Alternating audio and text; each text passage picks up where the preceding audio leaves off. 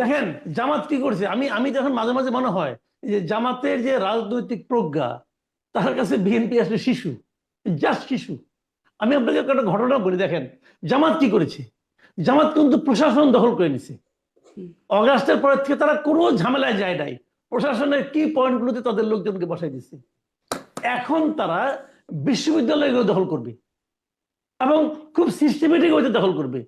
আপনি দেখবেন, আপনি চোখের সামনে যাবেন, আপনি বিএনপি করবেন, আপনি বিএনপি লিডার, আপনি বলবেন যে এরকম হচ্ছে, তার গা জ্বলবে, ফিরাতে পারবেন না ভাই। তারা সিস্টেমেটিক ওইতে তারা কাজ করছে, তারা একটা ভিশন নিয়ে মাঠে নামছে।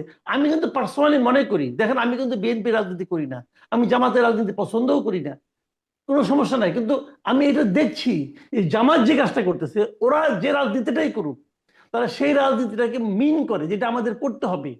বিএনপি তা করে না।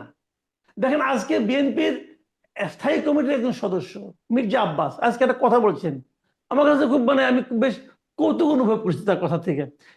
তিনি বলতেছেন যে জামাত শিবির ছাত্রলীগের ভোট দেয়া এই এখানে তারা জিতে গেছে।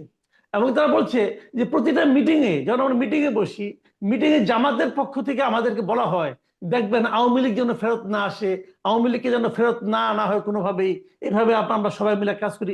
আমাদেরকে এটা বলছে, বলার পর তারা যে তলে তলে আবার আওয়ামী লীগের সঙ্গে মিল মিল দিচ্ছে, এটা দেখে সে খুব অবাক হয়ে গেছে ভাই।